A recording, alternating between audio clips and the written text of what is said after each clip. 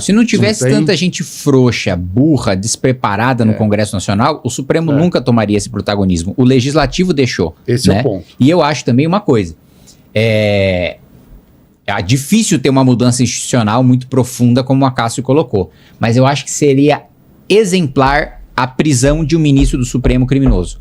Porque se um ministro supremo for Imagina o preso, recado que manda pra... os outros vão falar, tá na hora de baixar a bola. Tá na hora de baixar a bola. Porque a gente já teve impeachment de 2 presidentes da República. Nunca caiu o ministro supremo. Então... Pois é. Não tem mais perguntas, né, Ale? Que foi? Dos membros. Vamos falar de Lulinha. O que tá acontecendo? O que é essa quebra de sigilo, depois voltar atrás? Lulinha é o seguinte, bom, a gente teve acesso à quebra, a quebra vazou para a imprensa, a gente está falando de movimentações de 19 milhões de reais, né, na conta do Lulinha, inclusive acho que algumas centenas de milhares de reais transferidas pelo próprio Lula. Mas por que foi aberto? Por que estão investigando ele? Porque ele tem relacionamento com o careca do INSS. Tá. Ele estava recebendo propina do careca do INSS. Ele tinha uma mesada, acho que era de 100 mil reais por mês que ele recebia do careca. Foi para Portugal, no avião de primeira classe, junto com o careca, supostamente porque ele queria investir num projeto de cannabis medicinal. A gente já abriu essa empresa de cannabis medicinal, essa empresa não funciona, é uma empresa de fachada. Tinha várias conversas entre o careca e uma mulher chamada Roberta Luxinger, que a gente também tentou quebrar o sigilo, o Supremo anulou, porque tá diretamente ligado, acho que foi o Dino até, tá diretamente ligado ao Lulinha, e tem uma mensagem do careca falando, precisamos atender o filho do homem, né? E tem anotações do careca, né, escrito lá, Lulinha, tal valor, né? Então tem muita prova contra o Lulinha e o envolvimento dele no escândalo do INSS. E o Lulinha seria o tráfico de influência. Claro. Ele entraria com o quê? É o filho do presidente da República ajudando nas indicações. Um provável, um suposto acesso ao Lula, isso. Isso, tráfico de influência, advocacia administrativa, tem alguns caminhos ali, mas é exatamente isso. Isso para o governo seria devastador diante da eleição. Não, tanto que você viu que saiu porrada na CPMI, você viu, né? Vi. Então a porrada foi por causa da quebra do Lulinha. Quebra do sigilo. Porque a gente aprovou, porque o governo moscou, né? Claro. Como moscou Porque assim, o governo tem maioria na CPMI. Só que tem gente da base do governo que é muito vagabundo e que nem vai, né? Aí o governo perde por causa de vagabundo da base do governo. Nossa, imagina. Ou porque dorme em regimento. Como é que foi a do Lulinha? Vou explicar pra você regimentalmente. Teve primeiro uma votação, né? Nessa votação, a votação em regra ela é simbólica. É aquela, todos aqueles que concordam permanecem como se conta, aprovado. Aí, quando tem uma votação simbólica, um líder de partido, ele pode pedir um negócio chamado verificação, que é para verificar o quórum para botar digital. Vota sim, vota não, beleza. Teve uma primeira votação que o governo pediu verificação, né? Aí, beleza, o governo venceu. Só que, entre uma verificação e outra, tem um período de 1 hora que você não pode pedir, que é o interstício. Aí, nesse período de 1 hora, a gente colocou para votar a quebra do Lulinha, tinha mais, só vota quem tá lá presencialmente, não é só quem marcou presença. Aí, eles não tinham maioria para derrotar a gente, porque não estavam todos os deputados da base do governo lá presentes. A gente aprovou simbolicamente a quebra do Lulinha, porque a base do governo foi burra de pedir verificação numa coisa menos importante e não guardar essa arma regimental do Lulinha em que eles tinham maioria. Aí eles ficaram putos com a própria incompetência e foram partir pra porrada contra o presidente e o relator da CPMI, né? Esse desespero, pra mim, é um recibo desse tamanho, assim, é um checão. É quase falando assim, galera, o Lulinha é ladrão mesmo e nós queremos descer a porrada pra vocês não prendê-lo. Quem não deve não teme, né? Pois é.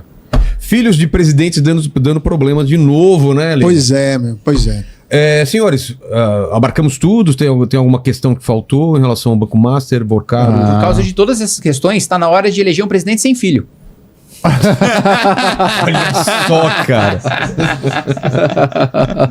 Não falei nada, só falei que tá na hora de... Já elegemos, entendeu? né? Então... Itamar. O Itamar não tinha filho, né? Não. Não, o Itamar não foi eleito. Verdade. Verdade. Pegadinha. Tome! Senhores, alguma coisa? Se não, considerações finais. Deixa eu ver, considerações finais?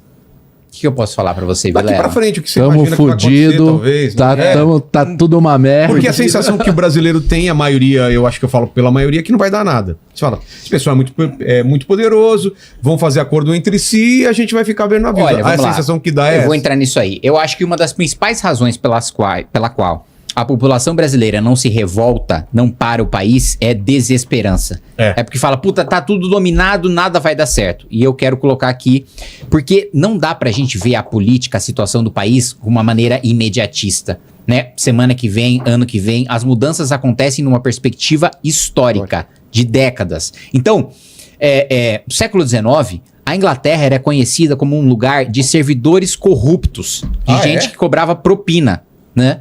E tava todo mundo falando, pô, não tem como eu trazer, né, grãos aqui pra Inglaterra sem pagar uma propina pro cara pra ele liberar, né? E isso mudou. A desesperança existia e mudou. Hoje a Inglaterra é um país completamente diferente. Chicago, todo mundo fala, mano, acabou, o crime tomou. Porra, tem gente muito poderosa traficando bebida alcoólica aqui e ninguém segura. A polícia tá corrompida, tá todo mundo corrompido. Mudou. Hoje é uma realidade completamente diferente. Então, assim, as coisas mudam. É possível mudar e com mobilização e com pressão popular. Não adianta achar que vai vir um herói e não sei o quê. E eu vou entrar no caso concreto. Eu acho que vai ter cabeça sendo entregue porque os poderosos estão brigando entre si. Não é só uma briga de população ferrar todo mundo que está fechado no esquema.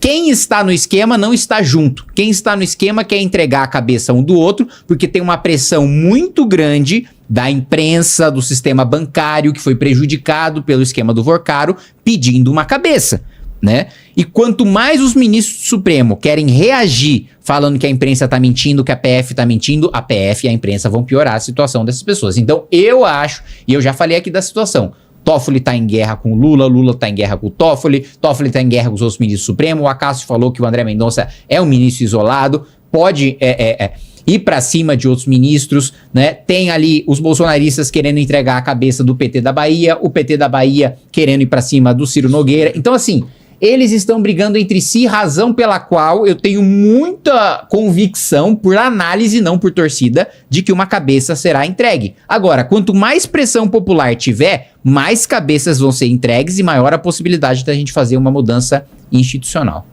Essas são as minhas últimas palavras. Concordo com ele em absoluto. A gente tem o cenário perfeito para que grandes autoridades da República sejam presas, sejam condenadas neste contexto. A questão é se elas terão capacidade de fazer um grande acordo e aí se salvarão todos mutuamente ou não. Eu acho que no momento atual isso não é possível. A gente está num ano eleitoral, num contexto de polarização, então a racionalidade e o corporativismo hoje estão em segundo plano.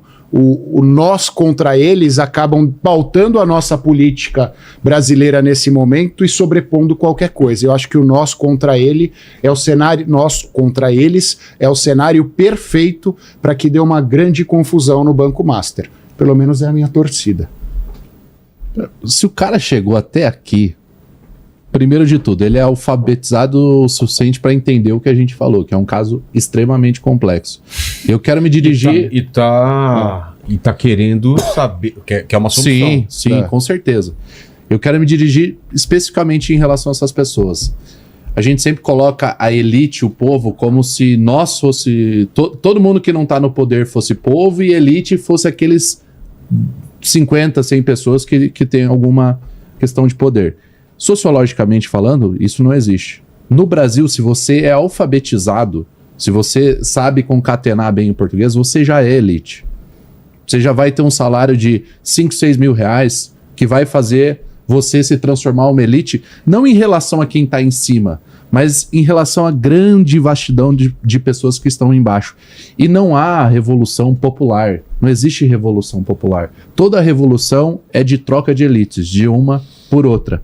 Na minha opinião, essa não dá mais. Nós precisamos trocar essas pessoas e reordenar o sistema, porque não adianta reordenar o sistema com as mesmas pessoas, senão elas vão trazer os vícios de antes e vamos continuar nessa mesma questão. Se você não tem posição, se você não tem poder para atingir um Vorcaro da vida, para atingir um Dias Toffoli da vida, comece na tua redoma, velho. Porque o que acontece em Brasília acontece no teu município também. E às vezes de forma mais escancarada. Então se a gente quer um Brasil melhor, não é indo pra rua no domingo à tarde. É você tomando as rédeas do destino da tua sociedade. Dentro da esfera de influência que você pode ter. Se você hoje só pode ser um bom pai de família, seja um puta pai de família.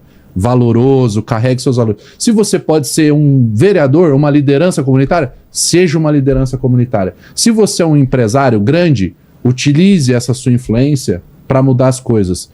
Porque o Brasil vai mudar a partir desses microatos. Não esperem que vai acontecer uma hecatombe lá em cima, 2, 3 vão morrer. Se a gente não tiver disposição de ultrapassar essas pessoas, de vencer essas pessoas, de superar essas pessoas, o Brasil não vai mudar. Qual que é o grande problema do Brasil hoje? Na Lava Jato, até no Mensalão, você tinha um cenário internacional que era relativamente estável. Hoje essa estabilidade não existe mais. Quando você tem uma incerteza externa, o que você tem que fazer internamente? Agrupar.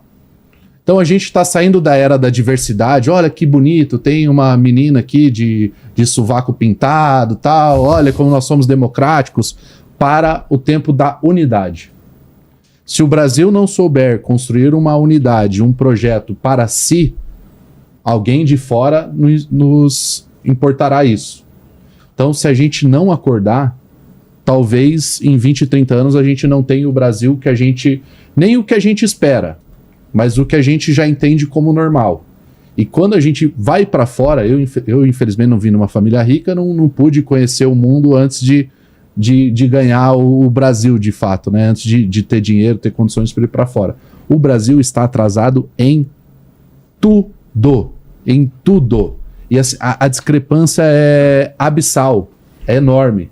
Se o Brasil não se abrir para o mundo, se o Brasil não criar essa unidade, e se o Brasil não renovar suas elites, não entendendo que elite é a Vivi Barsi e o Alexandre de Moraes, mas todo mundo que está aqui pode se entender como elite, não há futuro para o Brasil. E o futuro do Brasil passa necessariamente por nós, individualmente, enquanto sociedade. Se você gostou deste vídeo, deixe o seu like e se inscreva no canal. Até o próximo vídeo.